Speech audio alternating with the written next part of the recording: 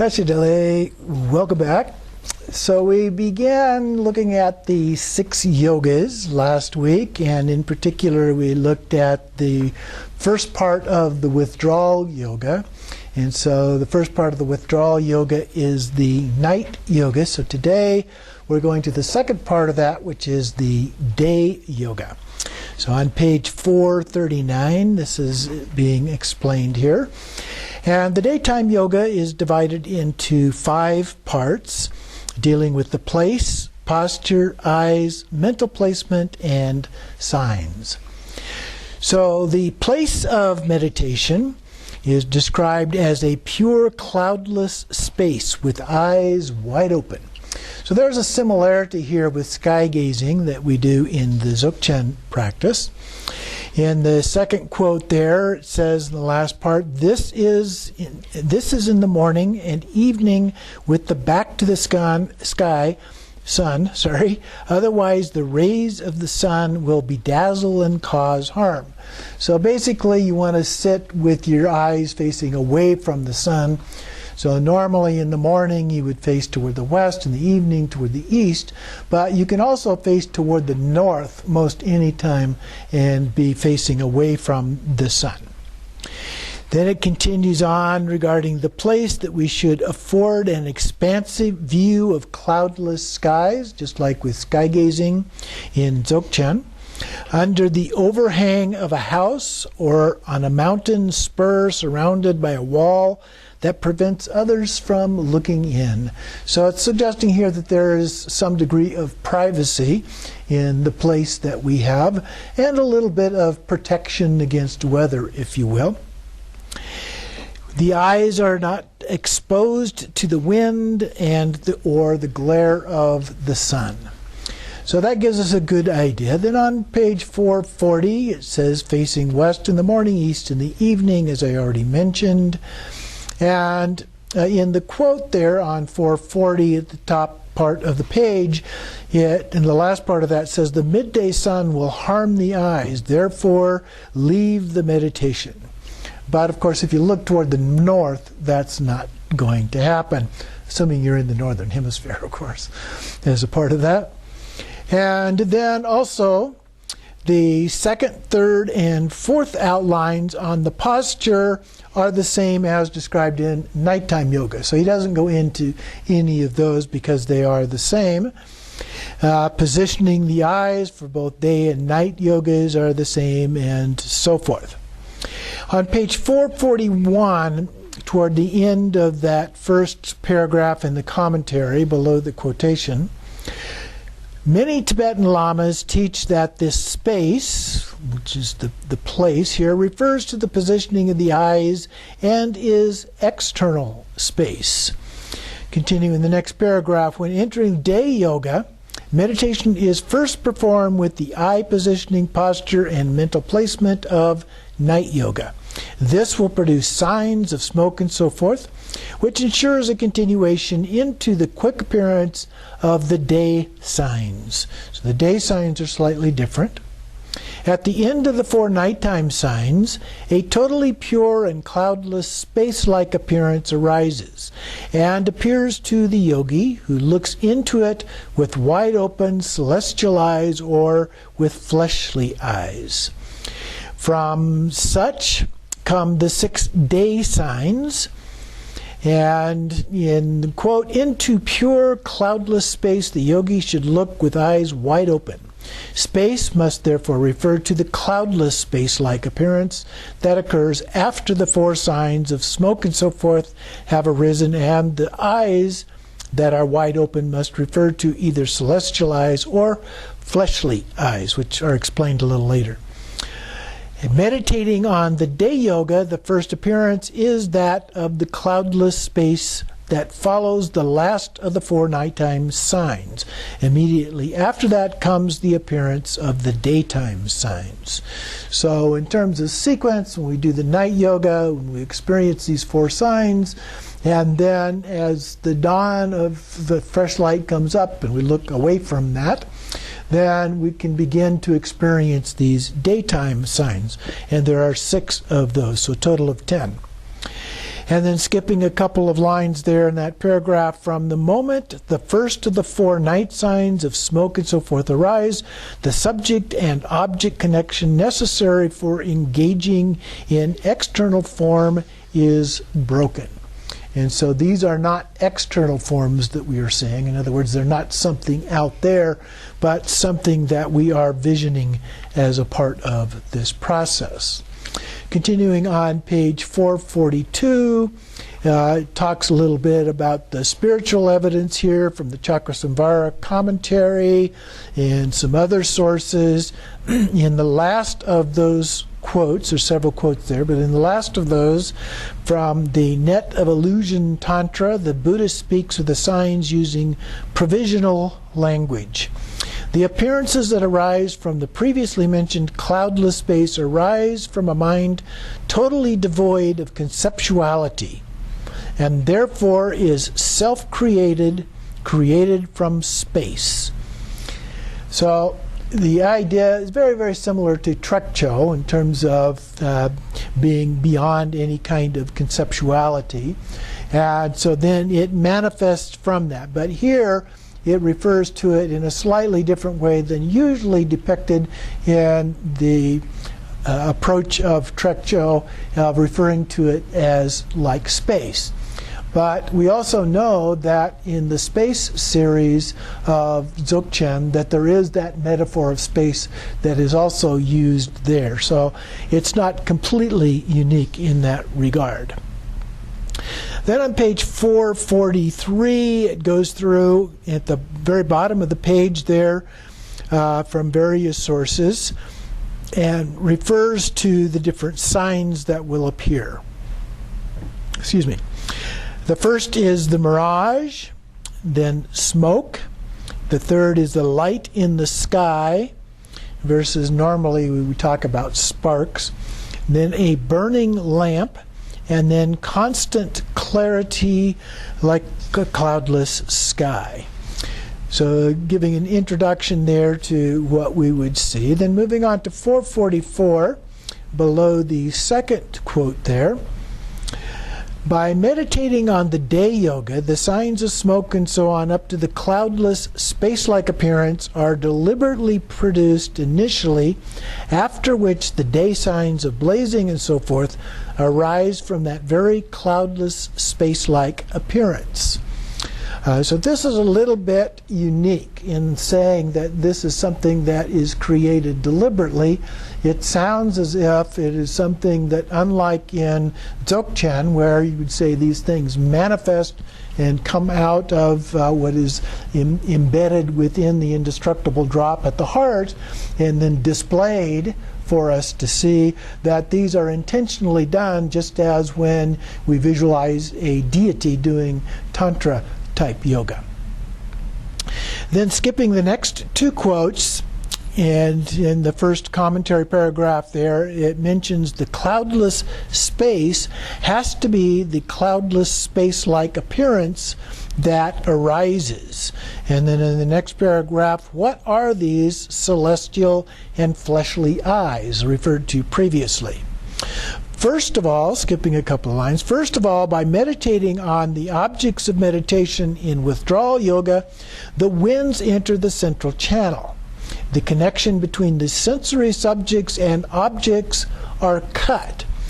Okay, so instead of seeing things, this is the withdrawal of the senses, basically. And so we're cutting between object, subject, and object. So we're not looking at a specific object out there.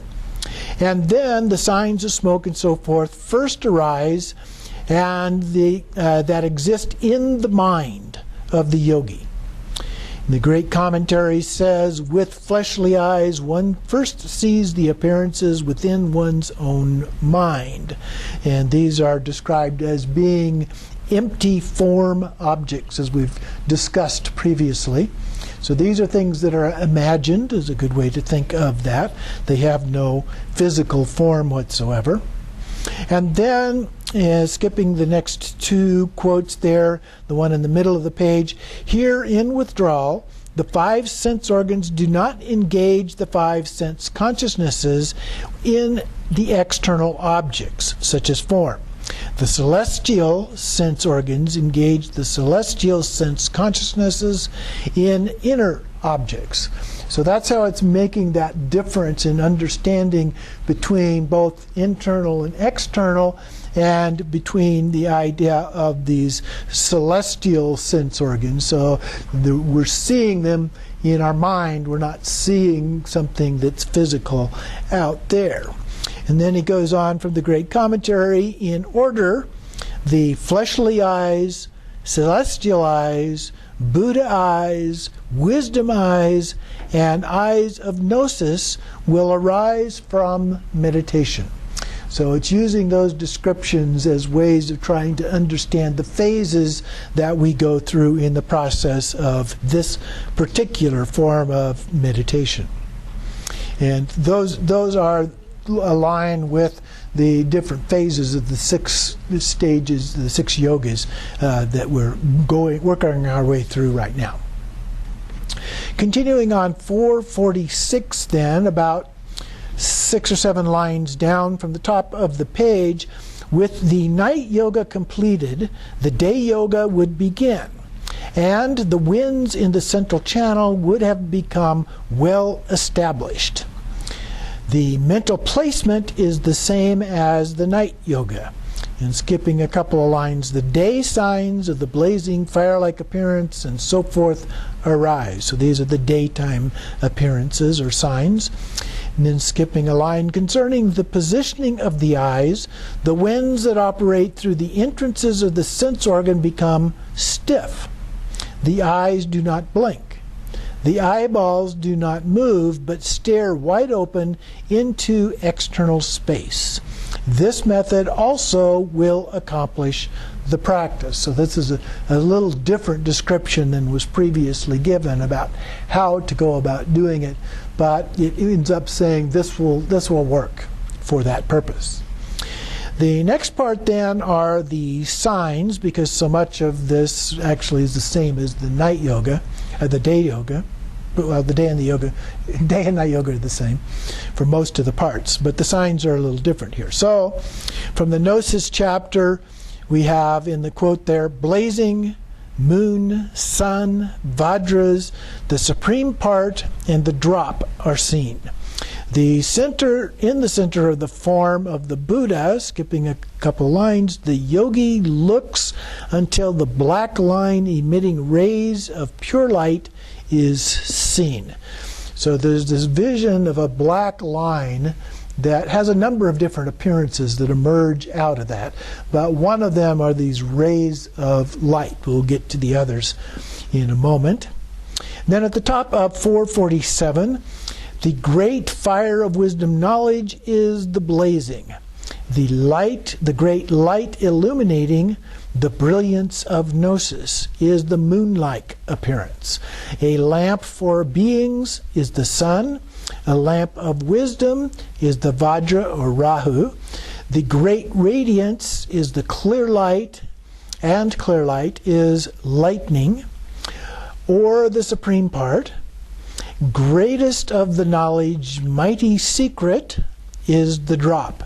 So those are the ones that were listed before, but here it's giving a little bit more of an explanation about what it is that's happening that relates to each of those different signs. Then going on to the next quote there, says also, look each day until in the center of the drop a black line emitting rays of stainless light is seen in the channel of time, or avaduti, the central channel. Okay, so we visualize this little black line going down through the central channel. Now, it's not entirely clear whether that fits into the part where we are intentionally causing these appearances, or whether it's in the part where those appearances naturally occur. So I suppose if you're trying to do this and you've moved along for a while and it's not happening, you might try visualizing it and see if that facilitates the process.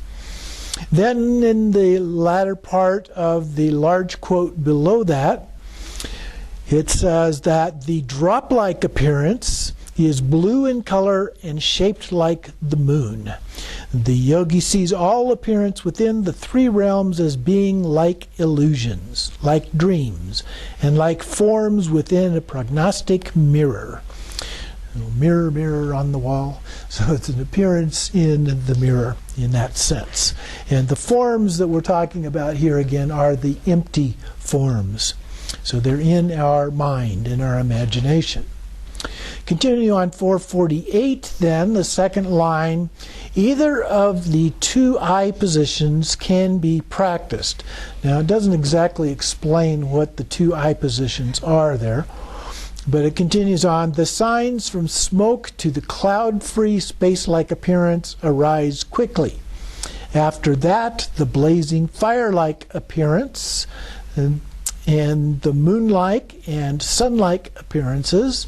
Then the Rahu-like appearance, like many sparks glittering in the dark. After that comes the supreme lightning flash appearance, followed by an appearance similar to the blue drop, the circular shape of the moon disk. After that, various forms, such as those resembling a vase and so forth, are seen. In the center of the blue circular drop, a black line appears. So now the blue drop would be in the Avaduti, the central channel, and then the black line appears in the middle of that. So in this case, it sounds like it just spontaneously manifests. And then it emits rays of stainless light. Within that line is the Sambhogakaya in the form of Vajrasattva and consort, as well as these three worlds in various forms. So I was mentioning other things manifest from this black line, so here's a description of those.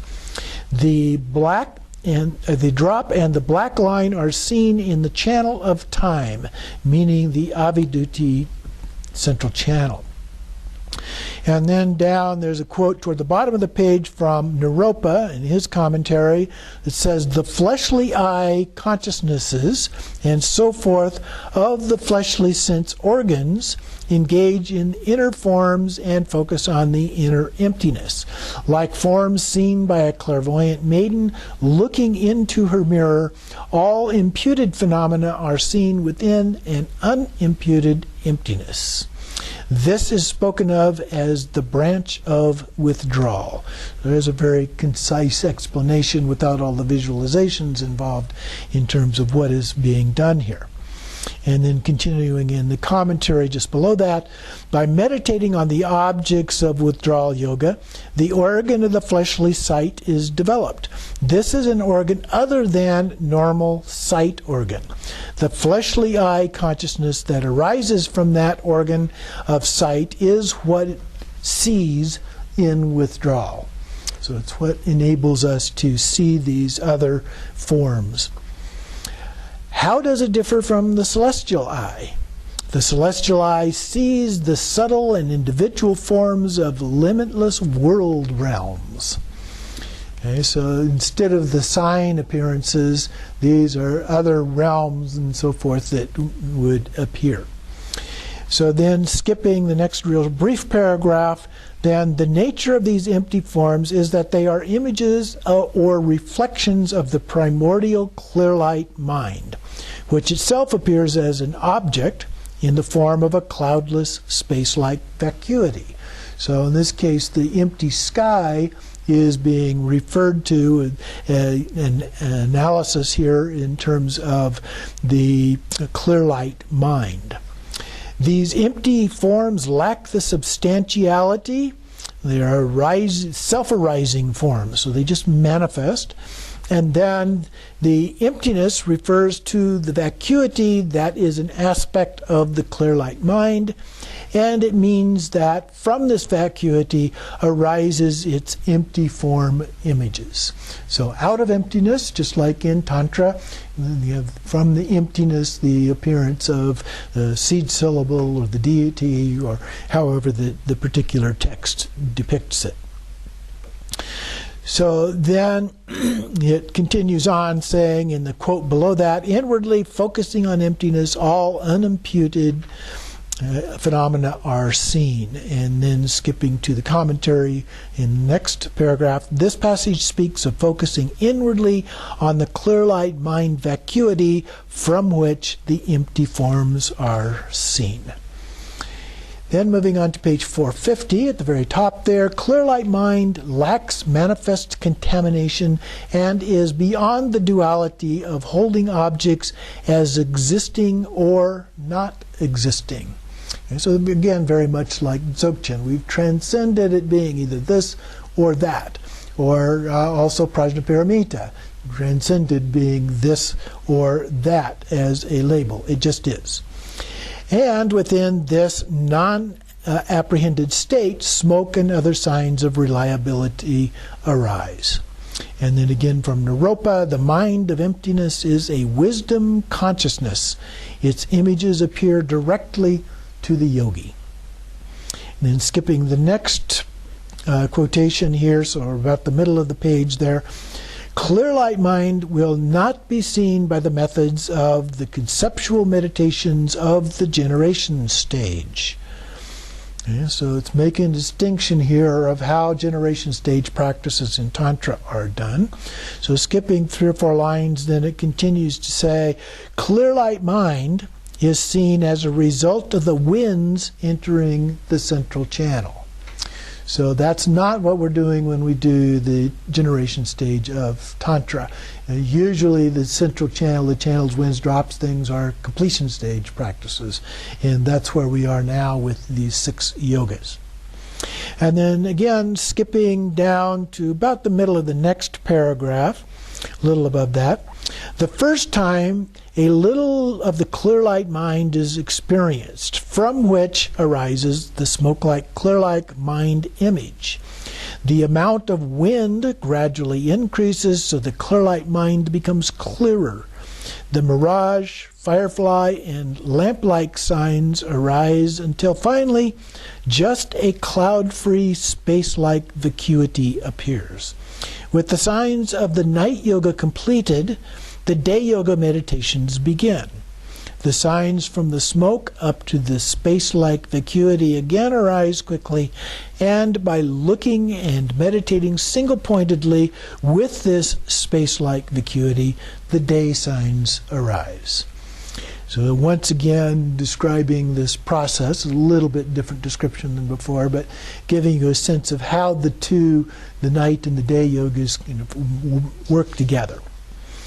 Then about 2/3 of the way down, there's a large paragraph there, and about the middle of that paragraph, these empty forms become clearer until finally their characteristics are that they become limitless and obscuration-free phenomena of the 3 worlds. This is the wheel or chakra of Kalachakra, and is the wisdom of method and wisdom. The clear light mind itself becomes the cause for the supreme and unchanging consciousness, freed from all obscuration. This is time, Kala, and is the method and wisdom. Such phenomena and consciousness, or wisdom and method, become the inseparable and unqualified wheel of time. So Kalachakra, wheel of time. Then moving on to 452 at the very bottom, there's a fairly long quote there up starting about the 4th line from the bottom. At the time of accomplishment, this is jumping ahead a little bit, but at the time of accomplishment, the illusion-like and dream-like worldly smoke and so forth are no longer signs.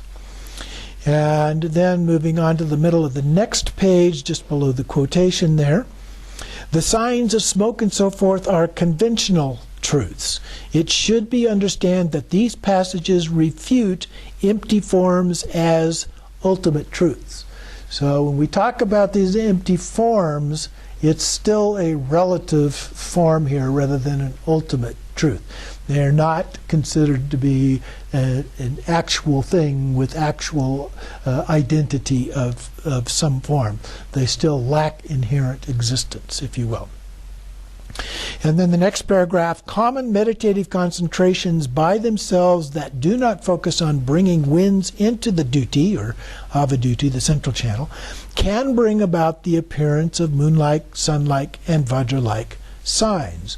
So there are other things that can bring about these signs. They're not totally unique. And then skipping about 3 lines down, therefore it is important not to confuse these two with the definite signs of withdrawal. Skipping a few more lines, if confused with definitive withdrawal signs, the practitioner will wrongly assume the accomplishment of withdrawal before the winds have entered the duty or central channel. So that's the concern there. These other things can happen, and in fact, when we describe them in terms of the dying process, the bardos, it's not linked in any way with a specific entrance into the central channel. So these other signs can happen, and so it's trying to make the distinction here between the two of those and the source of those. And so at the very last line it says, how can we differentiate between these signs? And it mentions then on 454, just below the quote at the top, when the signs of smoke and so forth appear in the proper order and are focused on and meditated upon in this order, it is an indication that the winds have entered the duty. So there's the answer. They rise in the right order and we meditate them in that order, then that's the sign that they have entered in the duty as opposed to other potential sources. So that gets us to the second part here, the ritual of enhancement at times of non-accomplishment. So, excuse me.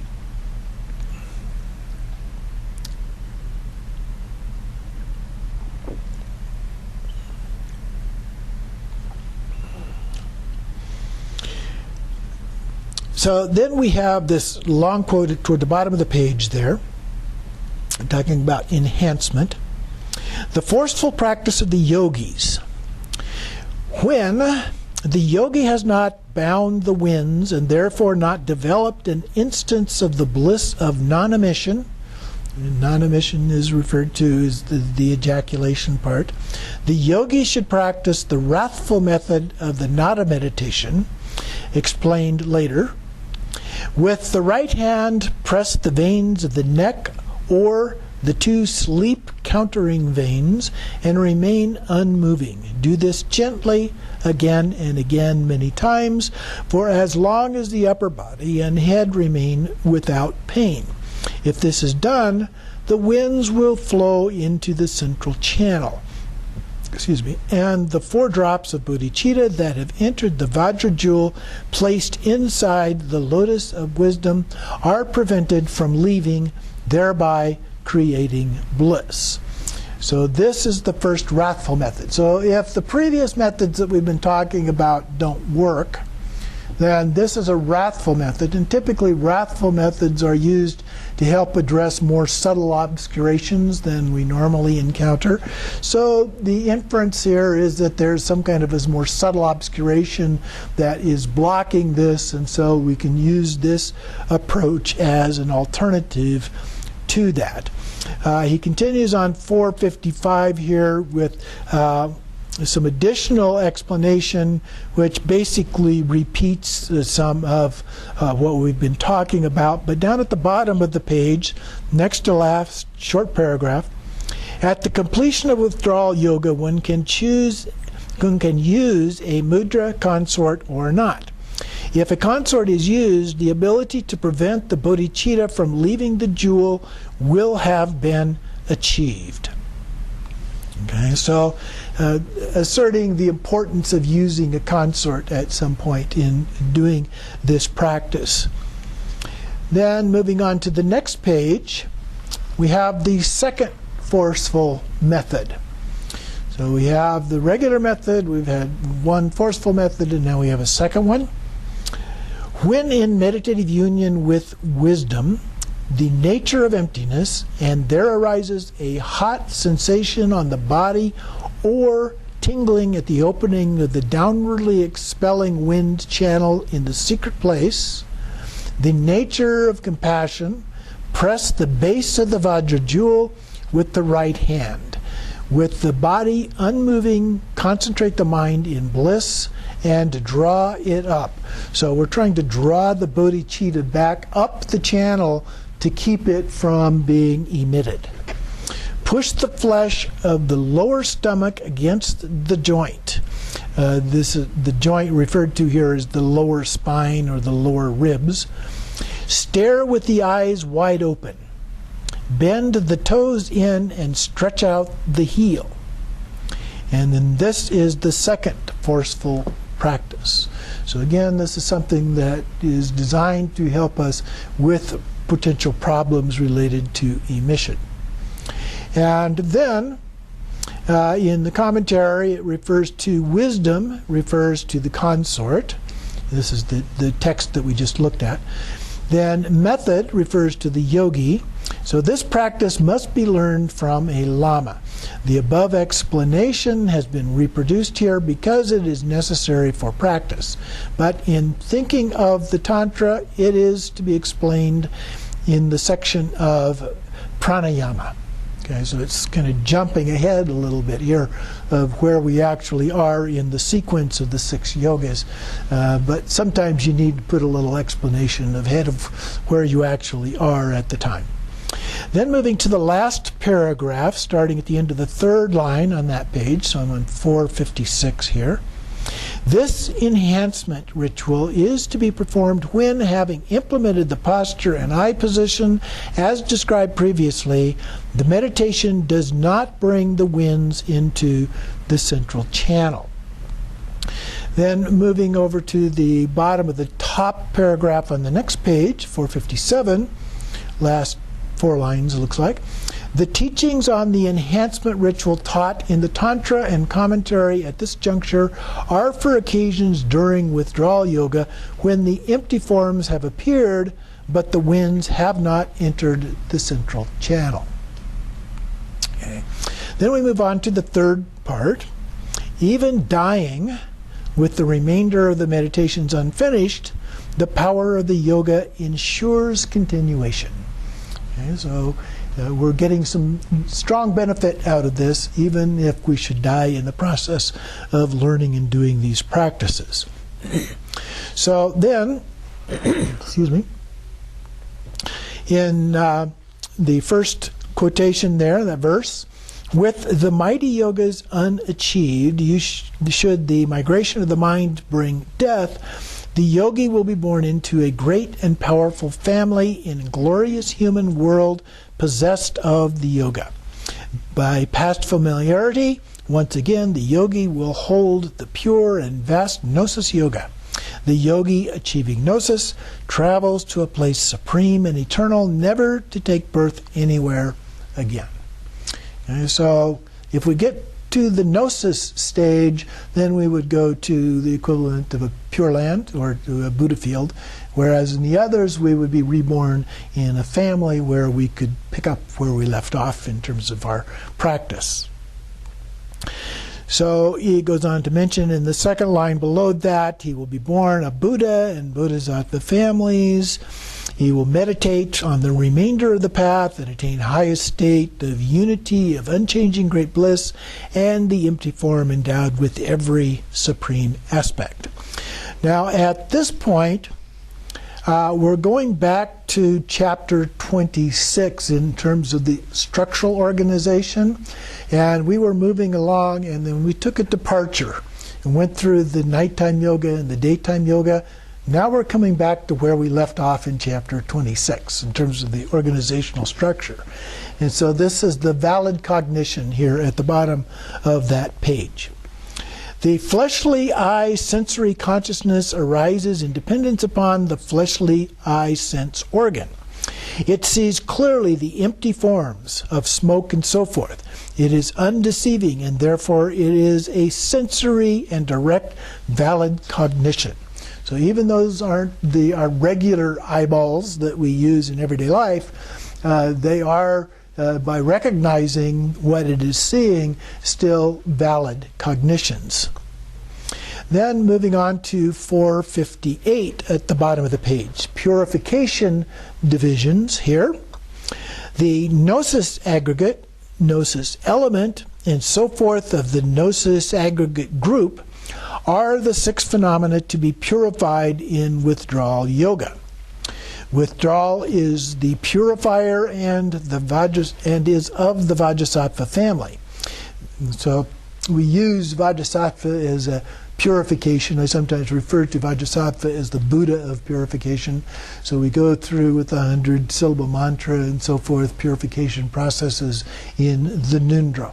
And sometimes we go back when we have problems of purification. The divisions are the 10 signs of smoke and so forth. Then from the great commentary, it says the first practice is withdrawal. This is Vajrasattva. Divided into 10 signs, there are 10 forms that appear. The smoke, mirage, fireflies, lamp blazing, moon, sun, Rahu, part, and drop. So those are the 10. Then what are the 6 phenomena of the gnosis aggregate group? They are the gnosis aggregate, gnosis element, mind, sound, the supreme organ, and the emission of urine. These 6 are the basis of purification for the paths of the Vajrasattva family. When purified, these 6 become free of obscuration and are of a single taste and are fused together as one. Vajrasattva pervades all families, and so it should be understood that withdrawal yoga pervades all lower paths. Okay. Then we have the results. There are immediate and final results. In the quote there, the withdrawal of yogi in withdrawal, the yogi apprehends no objects and is blessed by every mantra.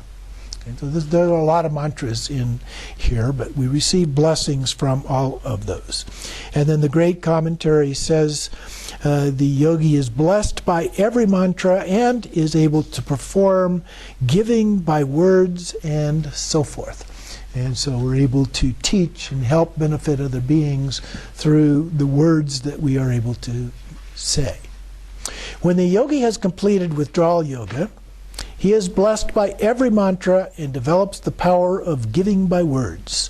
For example, by saying, "Let there be no poison," the poison disappears. Okay? Very powerful practice. So that completes that part, the withdrawal part of the yogas here. Take a little break.